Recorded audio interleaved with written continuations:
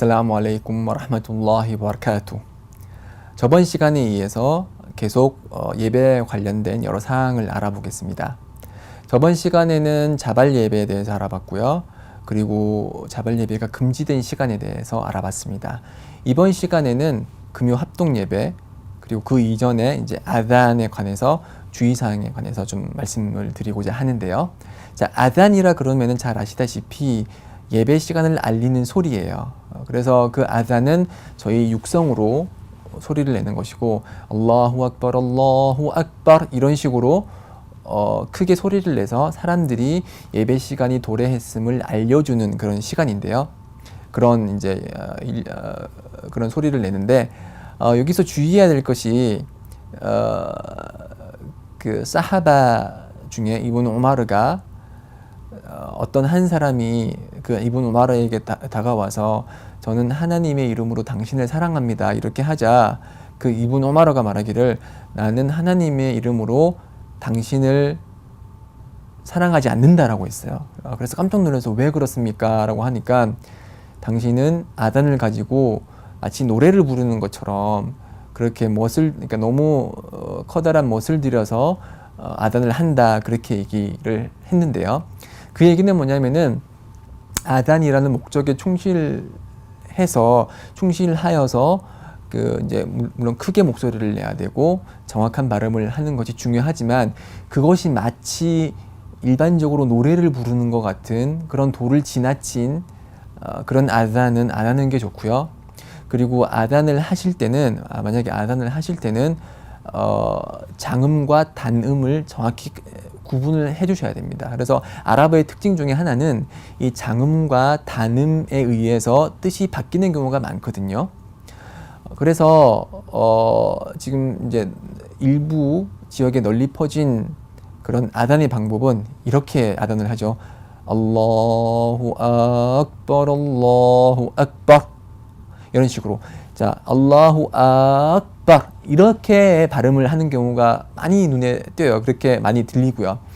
그렇지만 정확한 발음은 알라후 악발 이렇게 장음을 내는 것이 아니고 알라후 악발 이렇게 아가 단음으로 들어가야 돼요. 그렇지만 알라후 악발 이렇게 얘기하는 것은 정확한 아단이 아니고요. 또 두 번째 문장에 또 들어가면 아슈하두 알라 일라하 일랄라 이렇게 알라 이렇게 길게 발음하는 경우가 많이 눈에 띄는데, 정확한 발음은 아슈하두 알라 일라하 일랄라 이렇게 발음하는 것입니다. 그래서 이 단음을 장음으로 내고 장음을 단음으로 내는 경우는 뜻을 변경할 수 있는 여지가 많기 때문에, 특히 아단 같은 경우는 발음을 정확히 해주셔야 되기 때문에 발음을 정확히 익히시고 나셔서 이제 아단을 하시고, 그렇지 못할 경우에는 아단이 더 정확하게 잘 할 수 있는 다른 분들에게 맡기는 게 더 현명한 방법이겠죠. 네, 아단과 관련해서는 이렇게 주의사항을 하나를 말씀을 드렸고요. 자, 이제는 금요 합동 예배에 대해서 잠깐 알아보도록 하겠습니다. 페이지 133페이지. 네, 금요 합동 예배는 일주일에 한 번씩 두후루 예배 시간대 함께 모여서 이맘의 설교를 경청한 후에 드리는 두라카트 예배를 뜻합니다. 그래서 이 예배는 남성들에게는 의무사항이고요, 여성들에게는 의무사항이 아닙니다. 그렇지만 금요 합동 예배 참석하는 것은 당연히 허락이 되고요. 그래서 이 금요 합동 예배와 관련된 여러 가지 그 사항들을 알려드릴게요. 이 책에는 언급이 안 된 여러 사항들이 있는데, 그 중에 하나는 금요일에는 이제 전신 샤워를 하시고 온몸을 깨끗이 하시는 것이 좋고요. 그리고 가장 훌륭한 옷을 입고 금요 합동 예배 참석을 하는 것이 좋고, 그리고 샤워를 하시면서 이제 겨드랑이 털과 음모 털을 제거하는 것이 좋습니다. 이런 건 이 사항은 그 수난을 피떠라라고 해서 아마 제일 끝 12장에 더 자세히 다룰 예정인데요.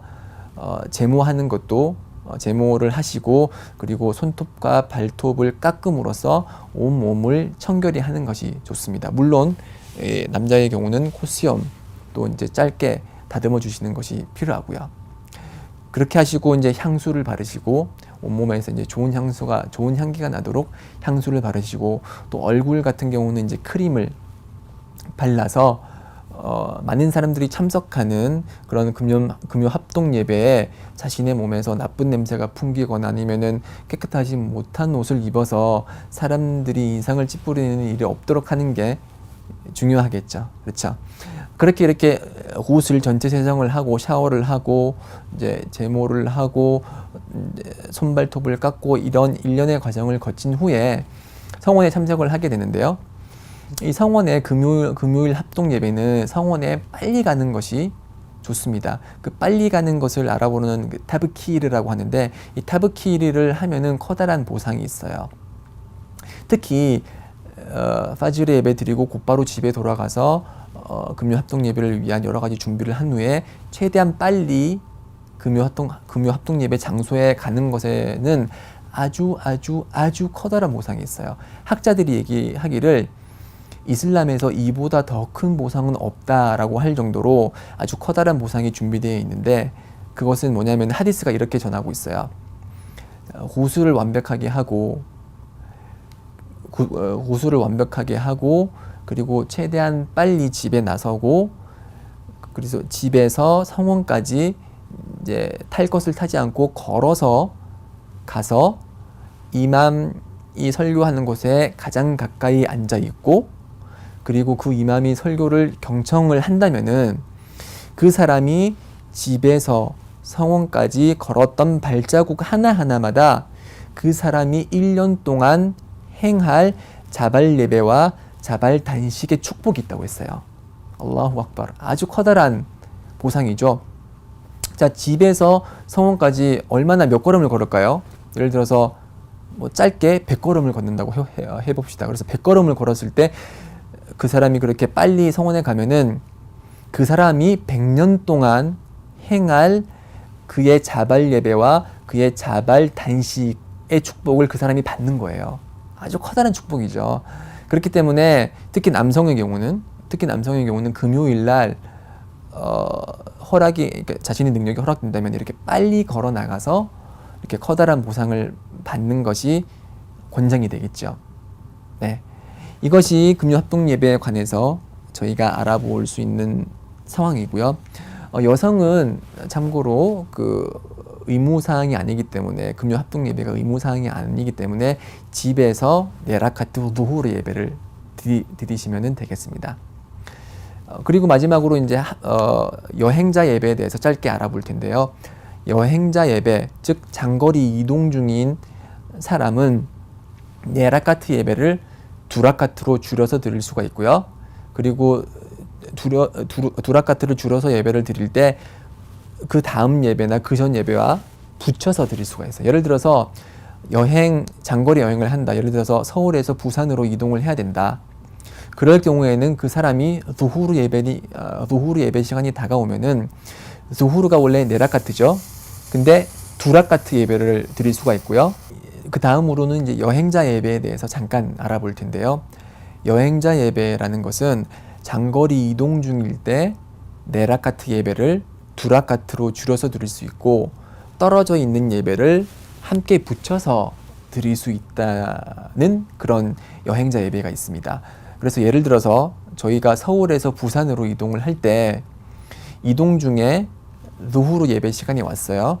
그러면은 저희들은 네라카트 예배인 누후르 예배를 두라카트로 줄여서 드릴 수 있고요. 그리고 원한다면은 누후르 예배를 아스리 예배와 합쳐서 누후르 예배 시간에 두라카트를 드릴 수 있어요. 그래서 두라카트 누후르 예배를 드리고 나서 곧바로 두라카트 아스리 예배를 드리는 거예요. 원래는 아스리 예배는 네라카트지만 두라카트로 줄여서 누후르 두라카트, 아스르 두라카트 이렇게 합쳐서 예배를 드릴 수 있는 게 여행자 예배입니다. 물론 이제 마그립 예배와 파지르 예배는 세라카트, 두라카트 그대로 예배를 드리지만 누후르 예배나 아스르 예배나 이샤 예배는 네라카트죠. 이 네라카트는 두라카트로 줄일 수가 있고요. 누후르 아스르 붙여서 드릴 수 있고 마그립 이샤 붙여서 드릴 수 있습니다. 그렇지만 아스르와 마그립은 붙여서 드릴 수는 없고요. 네, 이렇게 함으로써 그 여행자의 편의를 보장하고 있는 게 이슬람이고요. 그러면은 어떤 게 여행자냐, 몇 킬로미터를 이동해야지 장거리 이동이고, 그래서 어떻게 하면 어떤 조건이 여행자 예배를 드릴 수 있는 조건이냐.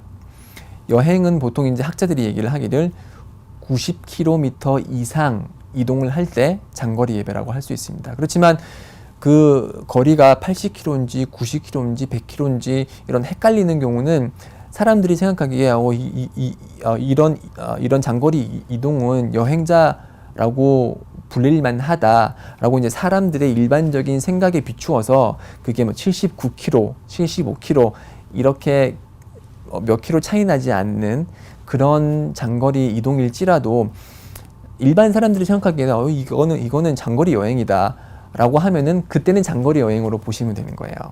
네. 그래서 그 90km 이상이 이상의 장거리 여행을 할 때 그때 이제 예배를 드릴 수 있고, 그리고 집에서 혹은 그 거처에서 멀리 떨어진 장소에서부터 여행자 예배를 드릴 수 있습니다. 그래서 여행의 의도를 했을지라도 만약에 집에 있으면은 집에서는 여행자 예배를 드릴 수가 없어요.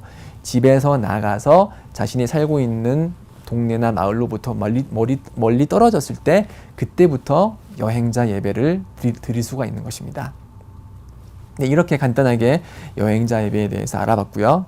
자, 이것으로서 저희들의 그 예배의 장, 제3장 예배의 장은 여기서 마치도록 하겠고요. 제4장은 단식의 장입니다. 단식의 장에 관해서는 다음 강의를 통해서 또 제가 상세하게 설명드리도록 하겠습니다.